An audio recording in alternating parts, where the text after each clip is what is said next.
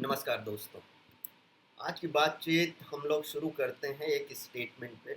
और ये स्टेटमेंट एक बड़े लीडर के द्वारा दिया गया है।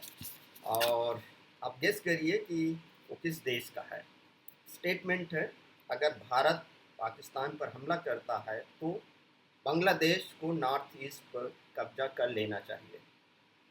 देखिए, आपको कॉन्टेक्स्ट में बता दूं कि आज का वीडियो हम लोग बनाने वाले हैं पहलगाम पे, जो 22 अप्रैल को एक आतंकवादी घटना हुआ जिसमें हमारे देश के 26 लोग मारे गए। इनफैक्ट 27 और 28 लोग बाद में इंक्लूड किए गए, मारे गए। और ये स्टेटमेंट पाकिस्तान की तरफ से नहीं आ रहा है, बाकी बांग्लादेश की तरफ से आ रहा है। और कोई एक आम नागरिक नहीं स्टेटमेंट दे रहा है। ये एक बांग्लादेश का एक रिटायर्ड मेजर जनरल जो अभी इंटरिम गवर्नमेंट बांग्लादेश में है, यूनुस उनका एडवाइज़र है, और वो स्टेटमेंट दे रहा है। आप लगातार देख रहे हैं कि किस तरीके से दोनों देशों की तरफ से, खासकर पाकिस्तान और इंडिया की तरफ से, बहुत सारे लीडर्स ने बहुत सारे बयान दिए। और इंडिया की टॉप लीडरशिप में पाकिस्तान का नाम लेने वालों में से हमारे गृह मंत्री नहीं हैं। देश के गृह मंत्री अमित शाह ने बोला है कि जो लोग इसका इस घटना को अंजाम दिए हैं, ये मोदी का इंडिया है, उसको हम चुन चुन कर मारेंगे। बट अगर आपको स्टेटमेंट दूसरे मंत्रियों को देखा जाए तो लोगों ने खुलकर पाकिस्तान का नाम लिया है। जैसे कि डिफेंस मिनिस्टर राजनाथ सिंह ने कहा है कि ऐसी हरकतों में पाकिस्तान इन्वॉल्व रहा है। एक नाथ शिंदे जो महाराष्ट्र से करंट गवर्नमेंट में मंत्री हैं, उन्होंने भी बोला है कि पाकिस्तान को वाइप आउट हम कर देंगे। प्रधानमंत्री मोदी ने भी स्टेटमेंट दिया है कि जो लोग भी इसके गुनाहगार हैं, जिन्होंने ये कुकृत्य किया है, उनको हम उनकी कल्पना से भी बढ़ के उनको सजा देंगे। ये स्टेटमेंट उन्होंने बिहार में एक चुनावी रैली में जाके दिया है। आपको पता है कि इसके पहले भी देश में आतंकवादी घटनाएं होती रही हैं। प्राइम मिनिस्टर मोदी या देश के और दूसरे मिनिस्टर किन किन को क्या क्या सजा दिए हैं, क्या एक्शन उन्होंने लिया है, आपको पता है, उस पर बात नहीं करेंगे। लेकिन पाकिस्तान की तरफ से जो एक स्टेटमेंट आया है, खासकर इंडिया की तरफ से, जब शिमला समझौता रद्द किया गया और सिंधु नदी का जो पानी था भारत ने रोक लिया कुछ दिनों के लिए ही, घंटों के लिए, उसमें आ, बिलावल भुट्टो, जो पहले पाकिस्तान में जो गवर्नमेंट है उसमें विदेश मंत्री थे, बड़ा पद है, पीपीपी उनकी जो पाकिस्तान पीपल्स पार्टी है, उनके चेयरमैन हैं, मुखिया हैं। और उन्होंने एक स्टेटमेंट दिया था कि सिंधु नदी का पानी हमारा है, या तो पानी बहेगा या उनका खून। तो इस तरीके के स्टेटमेंट पाकिस्तान की तरफ से भी आया है। ये स्टेटमेंट जिस तरीके से आ रहे हैं वो देश और दुनिया के लिए भी खतरनाक है।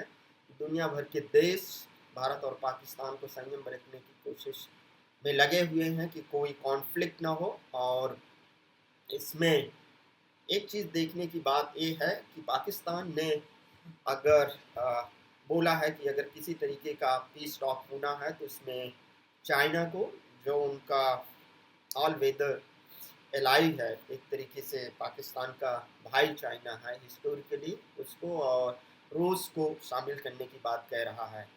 ऑफ कोर्स अगर कोई थर्ड पार्टी एक मीटिंग होती है जिसमें इंडिया पाकिस्तान और थर्ड पार्टी होंगे, तो ऑफकोर्स पाकिस्तान चाहेगा कि उसका सबसे क्लोजेस्ट अलाई चाइना रहे, रशिया रहे, लेकिन इंडिया भी चाहेगा कि यूएस उसका साथ दे।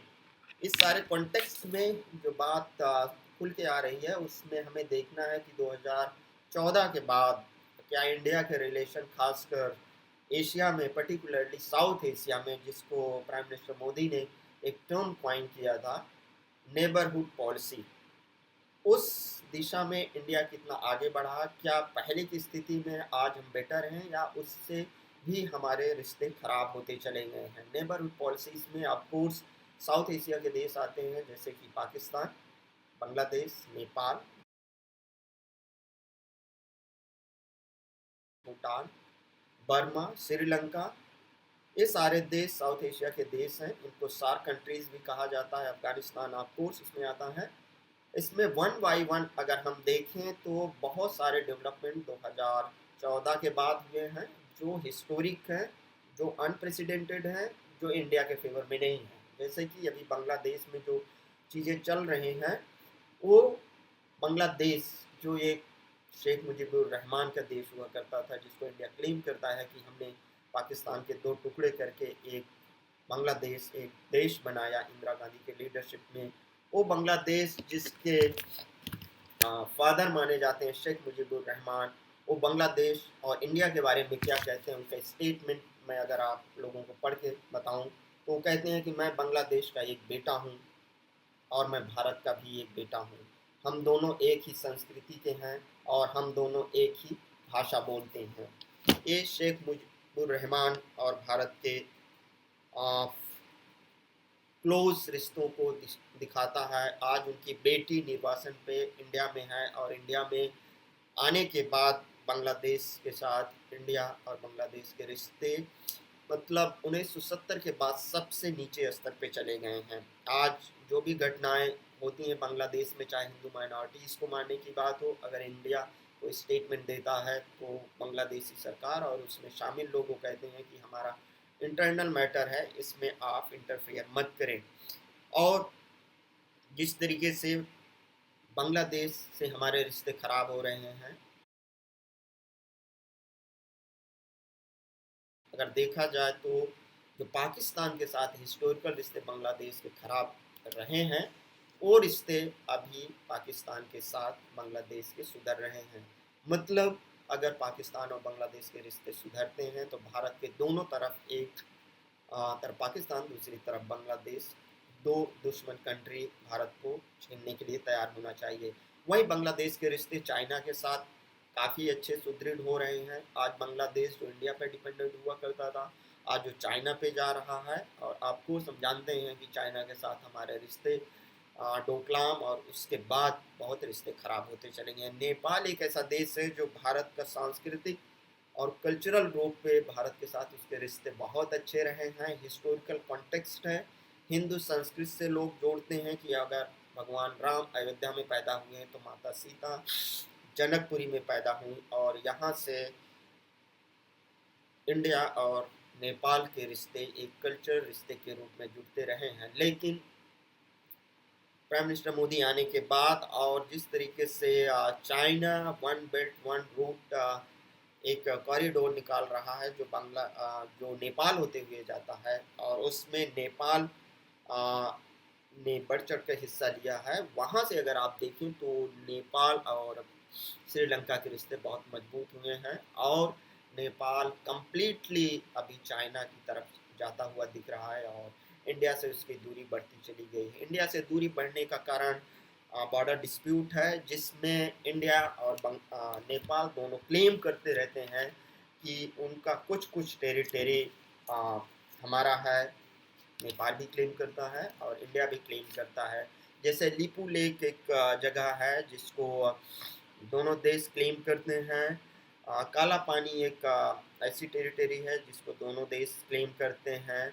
लिम्पिया धुरिया एक ऐसा भाग है जो इंडिया और नेपाल बॉर्डर पे है, दोनों कंट्रीज पे क्लेम करते हैं, और ये डिस्प्यूट कम होने के बजाय बढ़ता चला जा रहा है। 2020 में ये डिस्प्यूट यहाँ तक बढ़ गया कि नेपाल ने जो अपनी करेंसी निकाली और उसमें जो नेपाल का मैप था उसमें इन सारी टेरिटरीज को अपना मैप में शो किया, और इंडिया ने वहाँ पे अपना प्रोटेस्ट दर्ज किया। तो इस तरीके से बांग्लादेश भी इंडिया से दूर होता चला जा रहा है, नेपाल भी दूर होता चला जा रहा है और जा आ रहे हैं चाइना के पास। अब बचा है बर्मा और श्रीलंका। श्रीलंका के साथ जो हमारे रिश्ते थे वो रिश्ते अच्छे थे, अभी भी हैं, लेकिन जिस तरीके से चाइना ने श्रीलंका पे कब्जा किया, आपको पता है कि हम्बन टोटा एक पोर्ट है जिसको श्रीलंकन गवर्नमेंट ने, प्रीवियस जो गवर्नमेंट हुआ करती थी जो कोलैप्स हुई है, उसने 99 ईयर्स के लिए लीज पे चाइनीज़ को दे दिया है। लीज पे देने का मतलब है, आप समझ लीजिए कि एक देश के एक टुकड़े पे उस देश का अपनी संप्रभुता खत्म हो गई है। वो देश जो हम्बन टोटा है वहाँ पे चाइनीज सोवरेनिटी काम कर रही है, चाइनीज सरकार और उसके रूल्स एंड रेगुलेशन चल रहे हैं। इस तरीके से धीरे धीरे चाइना भी श्रीलंका को अपने ग्रिप में लेता चला जा रहा है। ऑफ कोर्स जो नए राष्ट्रपति हैं अभी चुने गए हैं श्रीलंका के, वो भारत दौरे पे आए, पहला दौरा अपना उन्होंने किया, लेकिन ये नहीं भूलना चाहिए कि ये एक कम्युनिस्ट और सोशलिस्ट सरकार का वो नेतृत्व करते हैं, जबकि भारत में अभी एक दक्षिणपंथी सरकार है। अगर आइडियोलॉजिकली श्रीलंका एक कम्युनिस्ट सरकार चाइना के फेवर में जाता है तो भारत के लिए मुश्किलें और बढ़ती चली जाएंगी। और चाइना का जो एक टर्म फॉरेन पॉलिसी में हम लोग यूज़ करते हैं, वो टर्म है कि चाइना किस तरीके से इन सर्किल करता हुआ इंडिया को चला जा रहा है, चाहे वो श्रीलंका से हम्बन टोटा हो या फिर उसके बाद पाकिस्तान में ग्वादर पोर्ट हो या बर्मा में एक पोर्ट जो बना रहा है चाइना। इस तरीके से जो इंडियन ओशन है उसको पूरी तरीके से इंडिया को इनसर्किल करते हुए चला जा रहा है।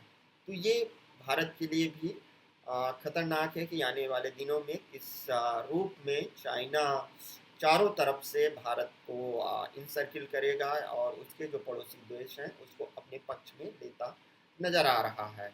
इन सब चीज़ों को ध्यान में रखते हुए अभी जो पहलगाम पे अटैक हुआ है उसको देखने की ज़रूरत है, क्योंकि अगर इंडिया एंड पाकिस्तान जिस तरीके से भारत में मीडिया और कुछ लोग हैं जो एक तरीके से वार मॉन्गरिंग कर रहे हैं कि पाकिस्तान पे इंडिया को चढ़ाई कर देना चाहिए, उसको नेस्तनाबूद करना चाहिए, ये कहना आसान है, लेकिन किसी भी मुल्क पे अगर आप कोई वार छेड़ते हैं तो एक लंबा वार चलने वाला है, जैसा कि यूक्रेन और रशिया में हमने देख लिया, जैसे फ़लस्तीन और इसराइल में हमने देख लिया है। तो इस तरीके की कोई भी हरकत अगर पाकिस्तानी या इंडियन किसी भी तरीके से होती है तो वो डिजास्टर सिर्फ मिलिट्री पर्सनल के लिए नहीं होगा, वो सिर्फ इकोनॉमिक डिजास्टर नहीं होगा, पॉलिटिकल डिजास्टर नहीं होगा, उसका बहुत बड़ा असर दोनों देश के नागरिकों पर पड़ने वाला है। तो इस तरीके के मुद्दों को हल करने के लिए कोई जल्दीबाजी नहीं है। मुझे लगता है कि डिप्लोमेटिक तरीके से इन मुद्दों को हल करना चाहिए। इंडिया की जो आतंकवाद पे जीरो टॉलरेंस पॉलिसी है उसको स्टिक करते हुए इंडियन गवर्नमेंट को एक स्ट्रॉन्ग मैसेज ग्लोबल कम्युनिटी और पाकिस्तानी कम्युनिटी को देना चाहिए कि किसी भी तरीके का टेररिस्ट अटैक इंडिया के किसी भी भूभाग पे होता है तो बर्दाश्त नहीं किया जाएगा।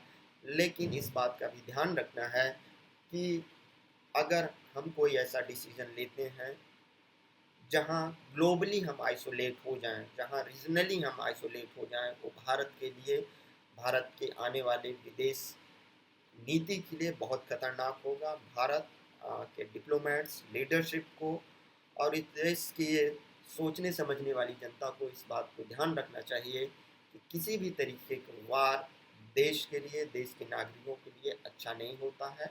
इतिहास में इसके बहुत सारे सबूत हैं। आज तक की बात बस यहीं तक। अगले मुद्दे के लिए इंतजार करिए, फिर मिलते हैं। Thank you.